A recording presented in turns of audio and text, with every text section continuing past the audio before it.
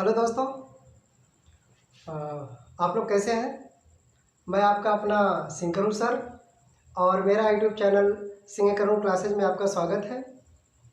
आज हम क्लास 11 का बायोलॉजी लेकर आए हैं और बायोलॉजी के अंतर्गत जो हमारा टॉपिक चल रहा है, अभी हम यूनिट फर्स्ट पढ़ रहे हैं, यानी सजीव जगत की विविधता।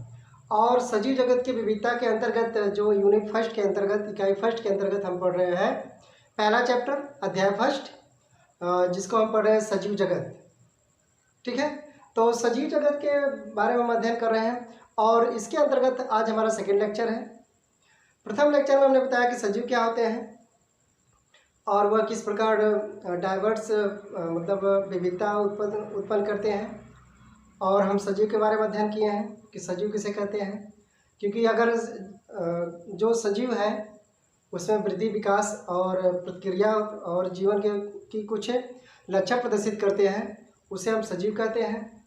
तो जो हम पढ़ रहे हैं, हमारा जो टॉपिक चल रहा है सजीव के लक्षण, क्या क्या लक्षण हैं, जिसमें हम पिछले वीडियो में पढ़ चुके हैं कि सजीव में पहला लक्षण हमने पढ़ा वृद्धि, यानी ग्रोथ करते हैं। किस प्रकार वृद्धि होती है, यानी प्रत्येक जीव में कोशिका विभाजन होता है। कोशिका विभाजन द्वारा हुआ अपने जैसे मतलब एक कोशिका से 2 कोशिका बनती है, 2 से 4, तो इस प्रकार से कोशिकाओं के विभाजन द्वारा शरीर में वृद्धि होती है। वृद्धि कारण उसके आकार वृद्धि, वजन, कुछ भार में वृद्धि होती है। तो ये पहला लक्षण है सजीव के। सेकंड हम बात करते हैं, सेकंड हमने बताया जनन क्रिया होती है किस प्रकार। तो अगर कोई सजीव है, कोई सजीव है तो उसमें एक विशेष क्षमता होती है कि वो अपने जैसे संतान उत्पन्न करता है। तो इसके बारे में हमने पढ़ चुका है। तो आज का जो हमारा टॉपिक है उपापचय। ठीक, हम पढ़ेंगे क्लास 11 के अंतर्गत सेकेंड लेक्चर, हमारा लेक्चर सेकेंड है, लेक्चर सेकेंड। ठीक, क्लास 11 का, और इसमें हम पढ़ रहे हैं हमारा जो तीसरा टॉपिक, तीसरा हेडिंग इसमें हम पढ़ेंगे उपापचय। उपापचय यानी कि हम इसे कहते हैं मेटाबॉलिज्म।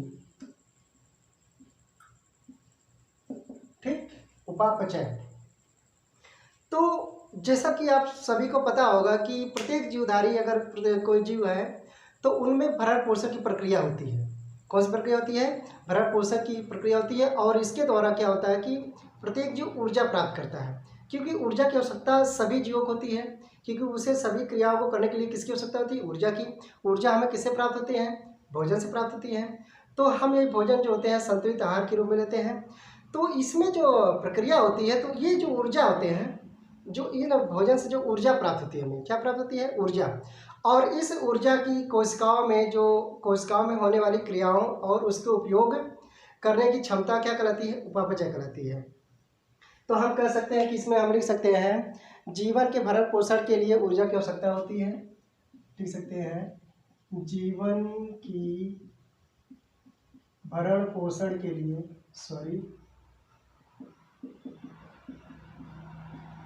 पोषण के लिए ऊर्जा की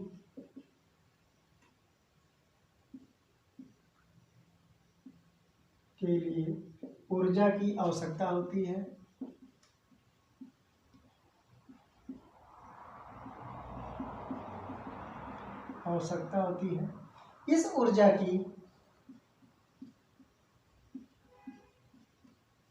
इस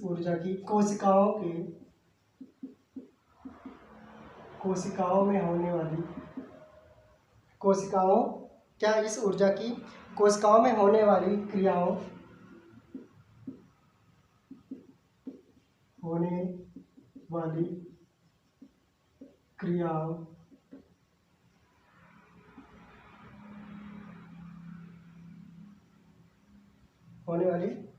क्या लिखे? जीवन के भरण पोषण के लिए ऊर्जा की आवश्यकता होती है। इस ऊर्जा की कोशिकाओं में होने वाली क्रियाओं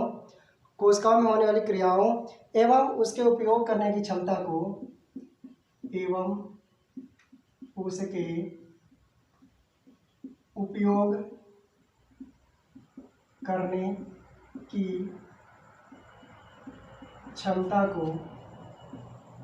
उपापचय कहते हैं।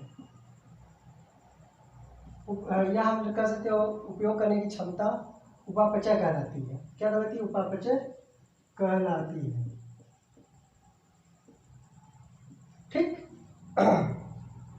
तो देखिए, हम सजीव के लक्षण पढ़ रहे हैं, तो सजीव में क्रिया होती है, ये भी उपापचय यानी मेटाबॉलिज्म होता है। तो मेटाबॉलिज्म हम किसे कहते हैं? कि जीवन के भरण पोषण के लिए ऊर्जा की आवश्यकता होती है। किसकी आवश्यकता होती है? ऊर्जा की आवश्यकता होती है। और इस ऊर्जा की कोशिकाओं में होने वाली क्रियाओं एवं उसके उपयोग करने की क्षमता क्या कहलाती है? उपापचय कहलाती है। तो उपापचय में क्या होती है? दो प्रकार की दो विधियां होती हैं उपापचय की। क्या कह सकते हैं हम? उपापचय में दो क्रियाएं होती हैं। उपापचय में दो क्रियाएं होती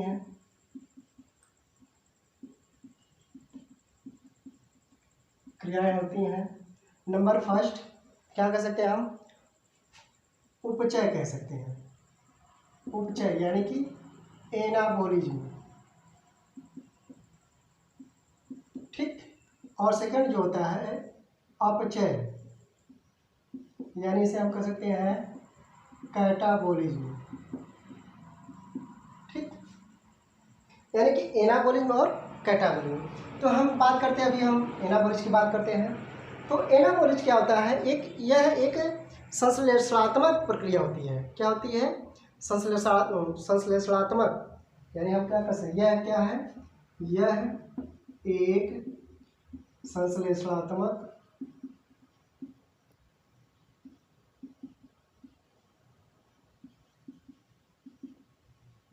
प्रक्रिया। थोड़ा अच्छा से।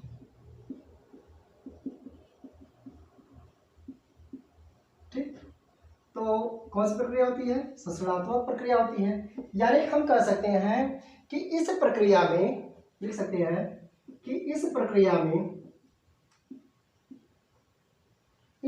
में छोटे छोटे अणु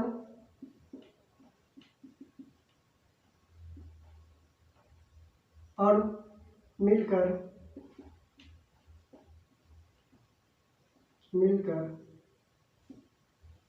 जटिल अणुओं, छोटे छोटे अणु मिलकर, या हम कह सकते हैं छोटे छोटे अणुओं से,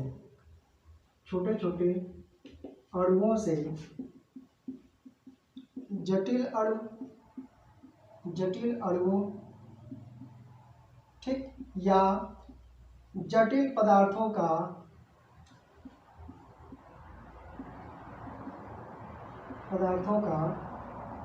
निर्माण होता है।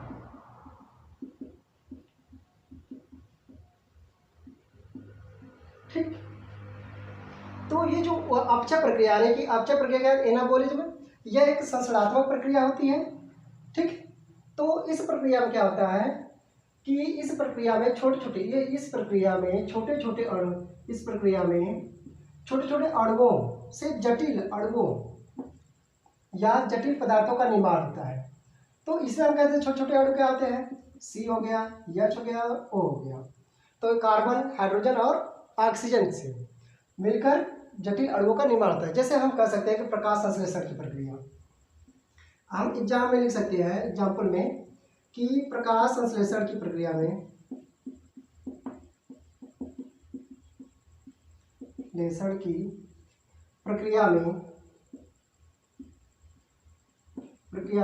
सी, एच और ओ यानी कार्बन, हाइड्रोजन और ऑक्सीजन के मिलने से जटिल अणु यानी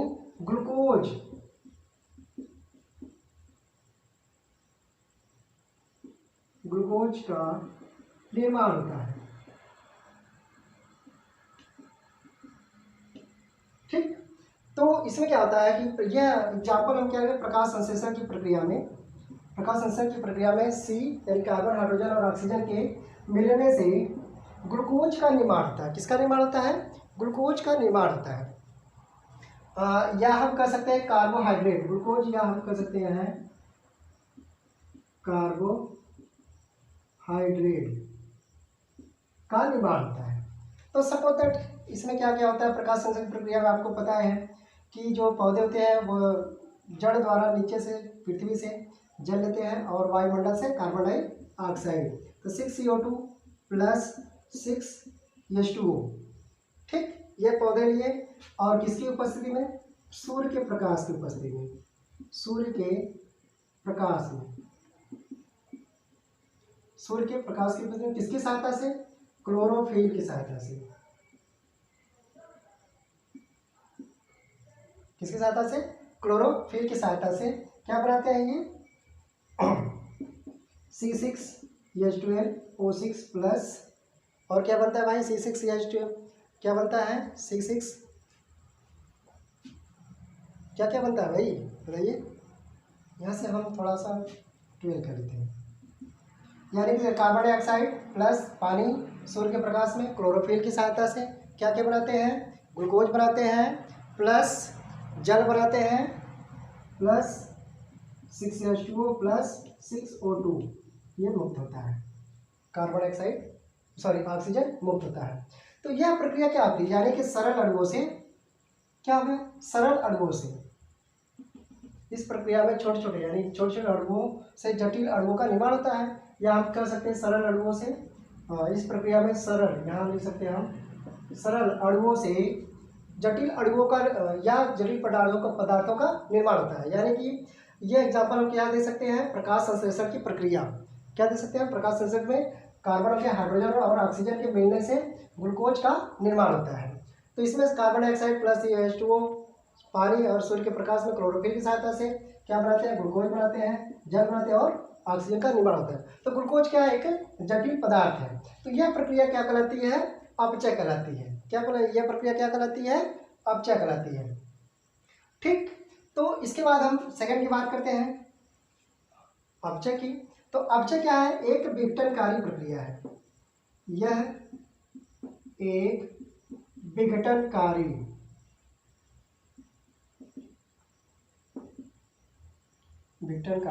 प्रक्रिया है।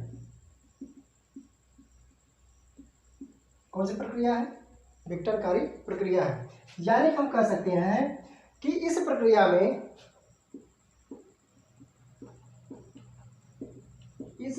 में जटिल अणु, क्या कह सकते हैं हम, इस प्रक्रिया में जटिल अणु सरल अणुओं, इस प्रक्रिया में जटिल अणु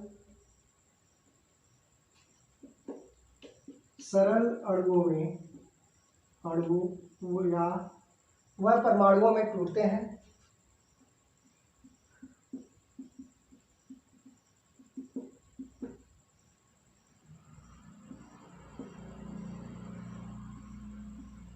क्या करते हैं, इस प्रक्रिया में जटिल अणु, कौन सी अणु, यह कौन सी प्रक्रिया, विघटनकारी, विघटन का मतलब विखंडन होने की, यानी कि टूटने की प्रक्रिया होती है। और इस प्रक्रिया में क्या होता है कि जटिल अणु सरल अणुओं व परमाणुओं में टूटते हैं। क्या करते हैं, सरल व परमाणुओं में टूटकर ऊर्जा प्रदान करते हैं। ठीक है, या हम कह सकते हैं टूटकर अणुओं में टूटकर ऊर्जा प्रदान करते हैं। ठीक, क्या प्रदान करते हैं, ऊर्जा प्रदान करते हैं। तो हम इसमें क्या कहते हैं, जटिल प्रक्रिया। तो जटिल प्रक्रिया जो होती है, यह एग्जाम्पल के तौर पे हम देख सकते हैं कि जीवों में होती है, जो श्वसन क्रिया द्वारा होता है। जैसे हम क्या करते हैं, भोजन लेते हैं, तो भोजन जो होता है C6H12O6, ठीक, हमने लिया, और यह हम क्या किए, ऑक्सीजन लिए। ठीक, तो ये जो होता है जंतुओं में होता है ये प्रक्रिया मुख्य रूप से। और ये जो होता है दहन क्रिया, यह हम कह सकते हैं ऑक्सीकरण। कौन सी प्रक्रिया होती है, ऑक्सीकरण प्रक्रिया होती है। और इस ऑक्सीकरण प्रक्रिया के अंतर्गत क्या बनता है, 6CO2 प्लस 6H2O प्लस ऊर्जा मुक्त होती है। क्या मुक्त होती है, ऊर्जा मुक्त होती है। तो यह प्रक्रिया क्या कहलाती है, अपचय प्रक्रिया कहलाती है। यह प्रक्रिया क्या कहलाती है, अपचय। तो ये जो दोनों प्रक्रिया आती है, अपचय और उपचय, इन दोनों प्रक्रिया को हम क्या कहते हैं, उपापचय कहते हैं। तो हम कह सकते हैं कि अगर जीवधारी में सजीवों में यह प्रक्रिया होती है, कौन सी प्रक्रिया होती है, उपापचय प्रक्रिया होती है। लेकिन जो सजीव निर्जीव होंगे, निर्जीव में यह प्रक्रिया नहीं होती है, निर्जीव में प्रक्रिया नहीं होती है। तो यह निर्जीव और सजीव जो होता है निर्जीव से इस प्रकार डिफरेंस है, यह लक्षण है। अब हम दूसरे की बात करते हैं। दूसरा क्या होता है, सॉरी। तो अब हम अपना अगला देखते हैं। अगला क्या डिफरेंस है सजीव के लक्षण। अगला है हमारा संवेदनशीलता और अनुकूलनशीलता। ठीक, तो संवेदनशीलता और अनुकूलनशीलता हम अगला टॉपिक देखेंगे इसमें। ठीक, चौथा पॉइंट इसमें है संवेदनशीलता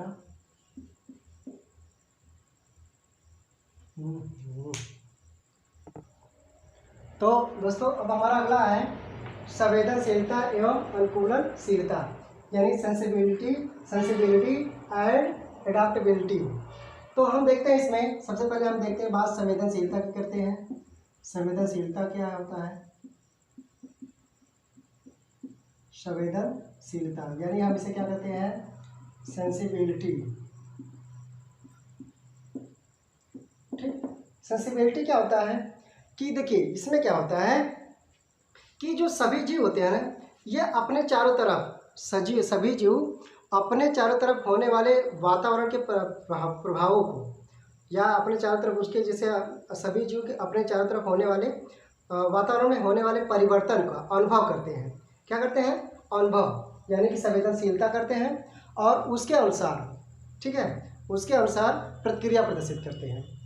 उसके प्रति हम कैसे हैं? उसके प्रति प्रतिक्रिया प्रदर्शित करते हैं। एग्जाम्पल के तौर पे हम ले सकते हैं, जैसे सर्दियों के मौसम में देखते हैं कि सर्दियों के मौसम में पक्षियाँ क्या करती हैं? पक्षियों द्वारा अपने पंख को फैलाकर और क्या करते हैं? शरीर को फुला लेती हैं, वो फैला लेती है पूरा और उसमें शरीर को फुलाकर बैठ जाती हैं। तो यह प्रक्रिया होती है सेंसिटिविटी यानी संवेदनशीलता। संवेदनशीलता सभी जीवों में होता है। सभी लोग क्या करते हैं? वातावरण में जो परिवर्तन होता है तो अपने आप में क्या करते हैं? उसके अनुसार ढालने का प्रयास करते हैं, या उसमें क्या करते हैं? उसका अनुभव प्रदर्शित करते हैं। ठीक, जैसे ठंडी और सर्दी। जब हमें ठंड लगता है तो हम क्या करते हैं? मोटा कपड़ा पहनते हैं, ऊनी कपड़े पहनते हैं। और जब हमें सर्दी मतलब गर्म लगता है तो हम क्या करते हैं? एक कॉटन कपड़ा या पतला कपड़ा पहनकर चलते हैं। तो यह प्रक्रिया क्या होती है? संवेदनशीलता कहलाती है, यानी कि संवेदनाएं। तो हम इसमें क्या लिख सकते हैं कि सभी जीव अपने चारों तरफ, सभी जीव अपने चारों तरफ वातावरण में होने वाले परिवर्तनों का अनुभव करते हैं। वातावरण में होने वाले परिवर्तन का अनुभव, या हम कह सकते हैं संवेदनशीलता।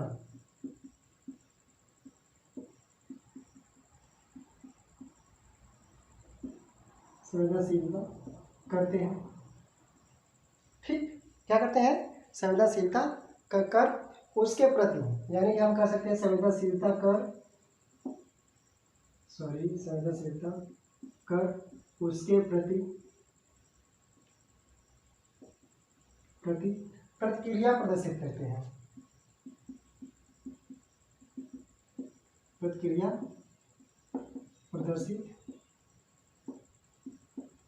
करते हैं। क्या करते हैं? प्रतिक्रिया प्रदर्शित करते हैं। तो संवेदनशीलता क्या है? सेंसिबिलिटी। सभी जीव अपने चारों तरफ वातावरण में होने वाले परिवर्तन का अनुभव करते हैं। क्या करते हैं? वातावरण में होने वाले परिवर्तन का अनुभव करते हैं। उसे हम क्या कहते हैं? संवेदनशीलता। और कर उसके प्रति क्या करते हैं? प्रतिक्रिया प्रदर्शित करते हैं। जैसे हमने बताया कि अगर हमें सर्दी के मौसम में जब ठंड लगती है तो हम क्या करते हैं? उसी प्रकार प्रतिक्रिया प्रदर्शित करते हैं, यानी कि ठंड से हम बचने के लिए मोटे कपड़े या अलाव जलाते हैं, या हम कहीं रूम में हीटर लगाते हैं, रूम हीटर लगा के तो ठंड से बचने का प्रयास करते हैं। इसी प्रकार जब गर्मी का मौसम आता है तो गर्मियों से बचने के लिए हम क्या करते हैं? तरह तरह के उपाय, यांत्रिक यानी मशीनों का हम सहारा लेते हैं, जैसे पंखा हो गया, कूलर हो गया, एसी हो गया, इसका हम प्रयोग करते हैं और पतले कपड़े का हम उपयोग करते हैं। तो ये हम क्या कर सकते हैं? इसे हम संवेदनशीलता यानी कि परिवर्तन, यानी कि वातावरण में होने वाले परिवर्तनों के प्रति हम क्या करते हैं? संवेदना प्रकट करते हैं। तो इसमें हम एग्जाम्पल के प्रति दे सकते हैं। तो एग्जाम्पल में क्या होता है कि सर्दियों में पक्षियों द्वारा सर्दियों में पक्षियों द्वारा अपने पंखों को खड़ा कर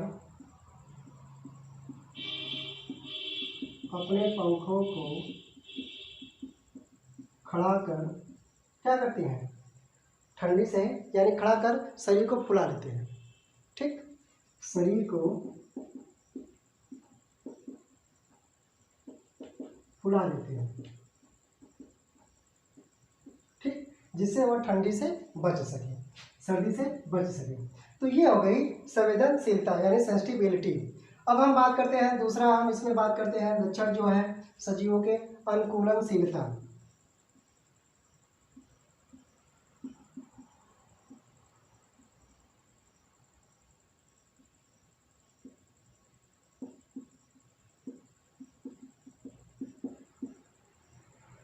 अनुकूलनशीलता यानी हम एडाप्टेबिलिटी,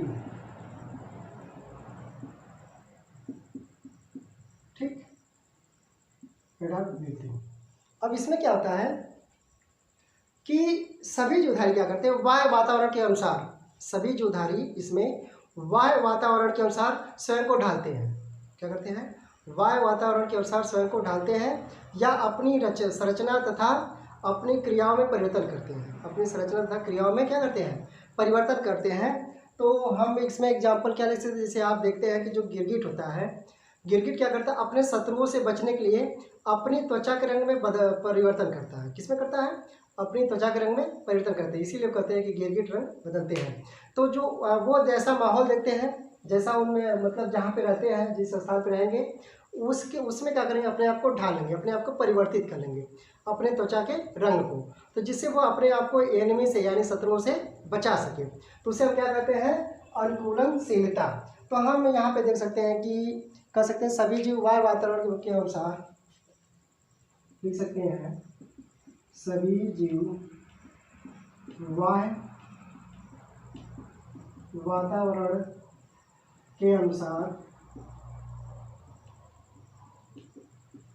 ठीक, सभी जीव वायु वातावरण के अनुसार स्वयं को ढालते हैं। क्या करते हैं, स्वयं को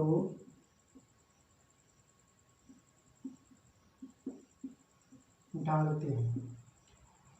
क्या करते हैं, स्वयं को ढालते हैं, ठीक, स्वयं को ढालते हैं या अपनी संरचना या क्रियाओं में परिवर्तन करते हैं, या अपनी संरचना तथा क्रियाओं में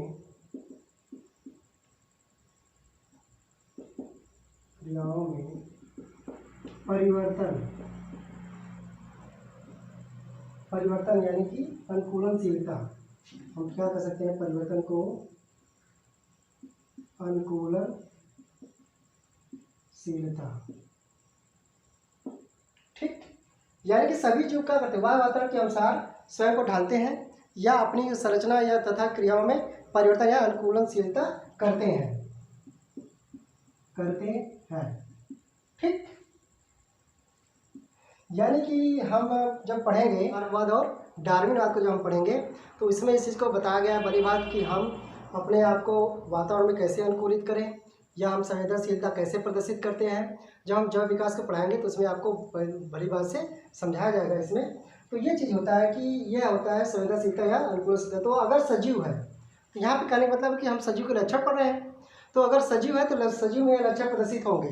कौन कौन से लक्षण, संवेदनशीलता एवं अनुकूलनशीलता यानी सेंसिबिलिटी और एडाप्टेशन। तो संवेदनशीलता हमने कहा कि सभी जीव अपने चारों तरफ के वातावरण में होने वाले परिवर्तन का अनुभव करते हैं या संवेदनशीलता कर उसके प्रति प्रतिक्रिया प्रदर्शित करते हैं। जैसे हमने कहा सर्दियों में पक्षियों द्वारा अपने पंखों को खड़ा कर शरीर को फुला लेना, यह प्रकार क्या है, यह संवेदनशीलता है। इसलिए क्यों, क्योंकि वो अपने आप को सर्दियों से बचाने का प्रयास कर रहा है। दूसरा चीज है अनुकूलनशीलता या एडाप्टेबिलिटी। तो सभी जीव वायु वातावरण के अनुसार अपने आप स्वयं को ढालते हैं या अपनी संरचना क्रियाओं में परिवर्तन करते हैं, परिवर्तन या अनुकूलनशीलता करते हैं। तो हम इसमें एग्जाम्पल के तौर पे देखते हैं, जब गिरगिट क्या होता है, गिरगिट शत्रुओं से अपनी रक्षा करने हेतु गिरगिट शत्रुओं से अपनी रक्षा करने हेतु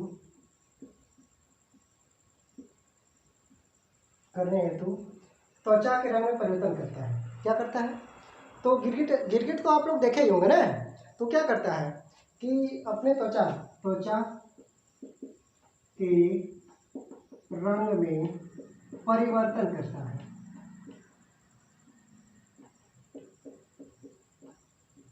क्या करता है? परिवर्तन करता है। तो यह प्रक्रिया क्या कहलाएगी? अनुकूलनशीलता।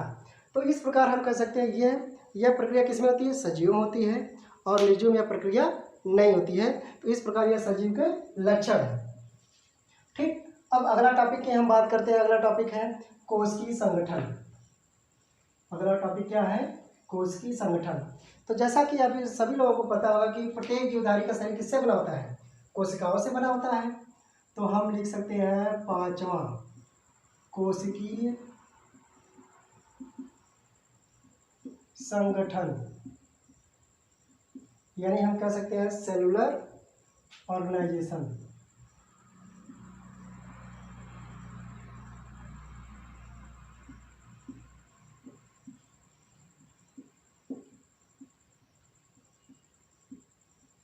Cellular organisation. तो कोशिकीय संगठन, तो हमने बताया कि देखिए कोई भी जीव है, सबका शरीर किससे बना होता है? कोशिकाओं से बना होता है। और कोशिकाएं क्या होती है? हमारे शरीर की छोटी छोटी मूलभूत इकाई होती है। यह हम कह सकते हैं कोशिकाएं हमारे शरीर की संरचनात्मक और क्रियात्मक इकाई होती है, जिसमें शरीर की सभी क्रियाएं क्या होती है? निहित होती है। यानी हमारे शरीर का जो निर्माण होता है वह किसके द्वारा होता है? कोशिकाओं के द्वारा होता है। यानी हमारे शरीर, यानी कि कोशिकाओं का समूह क्या बनाता है? ऊतक बनाता है। ऊतक का समूह क्या बनाता है? ऊतक तंत्र बनाता है। ऊतक तंत्र का समूह अंग बनाता है। अंग तंत्र का समूह अंग तंत्र बनाता है। इस प्रकार अंग तंत्र मिलकर एक शरीर का निर्माण करते हैं। और इन शरीर में विभिन्न प्रकार की क्रियाएं होती हैं। इस शरीर में क्या होती है? विभिन्न प्रकार की क्रियाएं होती हैं। और इस क्रियाओं को क्या होती है कि जो कोशिकाएं होती है, यह विभिन्न प्रकार के रासायनिक पदार्थों से मिलकर बनी होती है। किससे मिलकर बनी होती हैं? विभिन्न प्रकार की रासायनिक पदार्थों से मिलकर यह बनी होती हैं। और प्रत्येक रासायनिक पदार्थ जो होते हैं वह अपने अपने कार्य को करते हैं। ठीक, यानी कि अगर हम क्या बात करें, हम कोशिकीय संगठन की बात करते हैं, तो हम लिख सकते हैं कि जो पृथ्वी पर जो प्रत्येक जीव है या कुछ जीव, ठीक है, तो सभी जीवों का शरीर हम लिख सकते हैं, सभी जीवों का शरीर छोटी छोटी छोटी छोटी इकाइयों से या कोशिकाओं से मिलकर बनी होती है। हम लिख सकते हैं छोटी छोटी कोशिकाओं से मिलकर बनी होती हैं।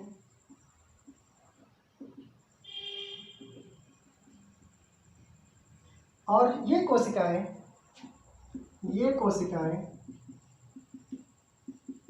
शरीर की, जीवधारी के शरीर की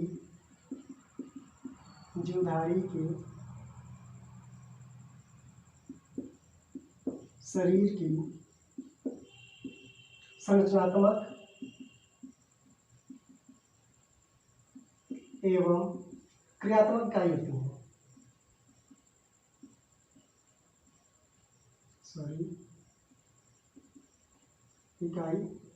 संरचनात्मक क्रियात्मक इकाई होती है।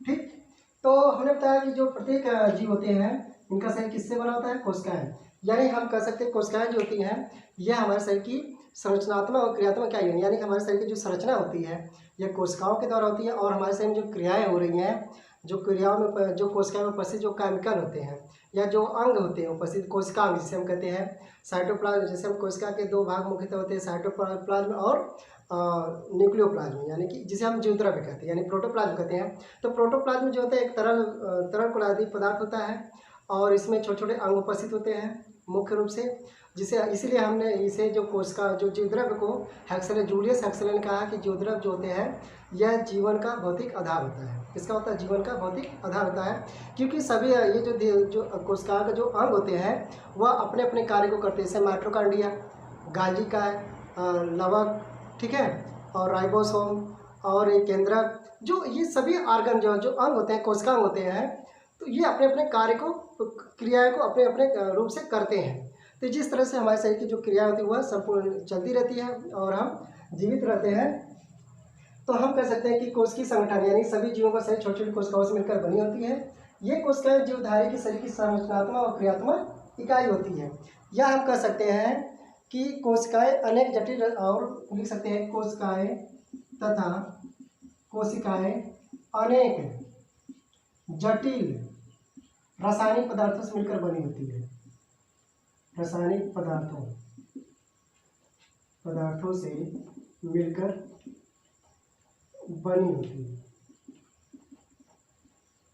ठीक, तो ये जो कोशिकाएं जो होती हैं अनेक,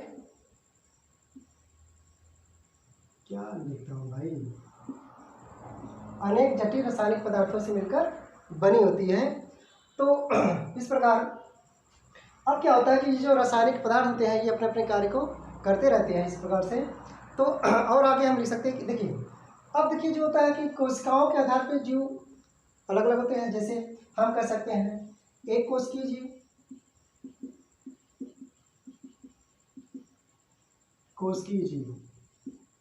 ठीक, एक कोशिकीय जीव यानी वे जीव जिनका शरीर केवल एक कोशिकाओं से बना होता है और इन कोशिकाओं में उसके संपूर्ण जीवन की सभी क्रियाएं होती रहती हैं। यानी एक ही कोशिका से, मतलब एक कोशिकीय जीव उसे कहते हैं जिनका शरीर केवल एक कोशिका से बना होता है और उन कोशिकाओं में ही जीवन की सभी क्रियाएं क्या होती हैं, होती रहती हैं, निहित होती हैं। उसे हम क्या कहते हैं, एक कोशिकीय जीव कहते हैं। जैसे एग्जाम्पल की बात करते हैं हम, अमीबा, पैरामीशियम,